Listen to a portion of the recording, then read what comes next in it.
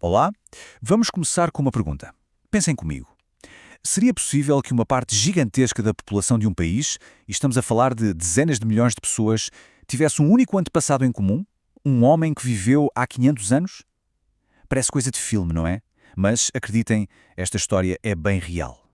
Pois é, a pergunta que nos vai guiar hoje é exatamente esta.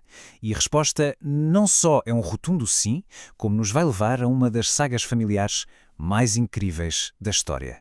Uma história que, no fundo, nos faz repensar tudo o que achamos que sabemos sobre as nossas próprias origens. E no centro disto tudo, temos uma figura com um nome quase mítico, o Adão Pernambucano. Este foi o nome dado ao homem cuja vida extraordinária deu origem a uma árvore genealógica de proporções, digamos, bíblicas. E hoje vamos descobrir exatamente como é que ele conseguiu tal proeza. Muito bem. Vamos lá a isto. Quem era este homem? O seu nome verdadeiro era Jerónimo de Albuquerque, nascido em 1510. E para percebermos como a sua história se tornou tão lendária, temos de recuar um bocadinho mais no tempo, porque a sua linhagem tem uma origem que, olhem, é mesmo surpreendente. É a realeza portuguesa. Acontece que a história de Jerónimo começa séculos antes, na corte portuguesa, com um dos reis mais importantes de Portugal, um monarca absolutamente genial, mas com uma fraqueza que, ironicamente, acabaria por plantar as sementes do futuro de Jerónimo lá no Novo Mundo.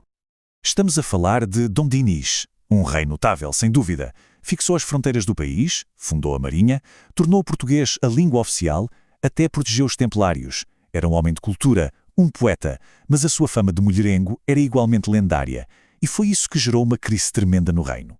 E aqui a história ganha contornos de novela. O rei não escondia a preferência pelo filho bastardo, Dom Afonso Sanches, que era a sua cara em corpo e alma. Claro, o herdeiro legítimo, Dom Afonso IV, sentiu-se ameaçado, e o resultado foi uma guerra civil, pai contra filho.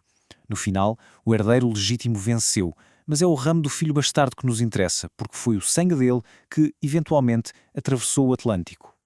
E esta é a linha direta.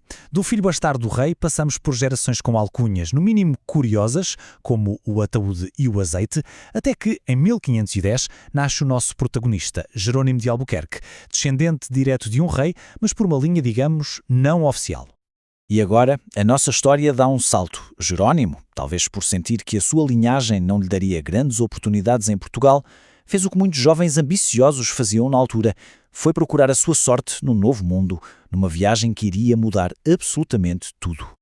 Em 1535, apenas 25 anos, Jerónimo de Albuquerque desembarca em Pernambuco, no Brasil. E ele não chega sozinho, não. Chega na companhia do seu cunhado, Duarte Coelho, que era nada mais nada menos que o donatário, o governador daquela nova colónia. É preciso imaginar o cenário. O Brasil colonial era uma fronteira, um lugar com muito menos regras e rigidez social do que a Europa. Para um jovem como Jerónimo, militar, solteiro e com uma ligação direta ao poder, o sucesso foi imediato, especialmente entre as poucas mulheres portuguesas que lá viviam.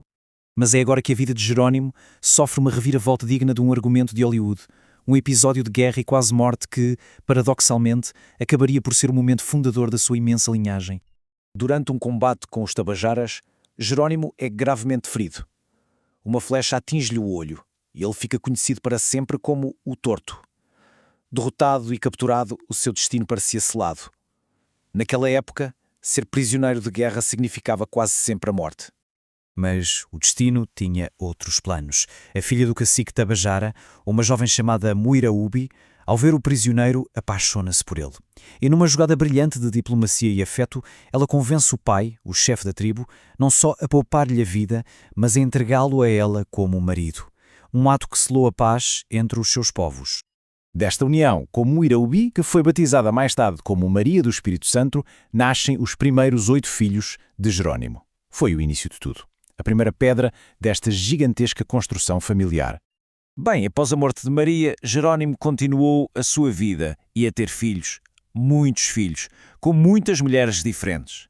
A sua fama de procriador tornou-se tão lendária que chegou aos ouvidos da corte em Portugal, ao ponto de a rainha regente lhe enviar uma carta a pedir-lhe para ter mais moderação, lembrando do seu sangue real. Então vamos lá fazer as contas. É impressionante. Foram 8 filhos com a sua esposa indígena, a Maria. Depois, para o colocar na linha, a rainha enviou-lhe uma noiva nobre de Portugal, a Filipa de Mel, com quem teve mais 11. E, para além destas, reconheceu oficialmente pelo menos mais 5 filhos de outras mulheres. No total, são 24 filhos conhecidos, mas há quem diga que o número real ultrapassou a centena. Certo, tantos filhos no século XVI. Mas e hoje? O que é que isso significa? É aqui que os números se tornam verdadeiramente estratosféricos e a história de Jerónimo passa de uma curiosidade histórica para um fenómeno demográfico.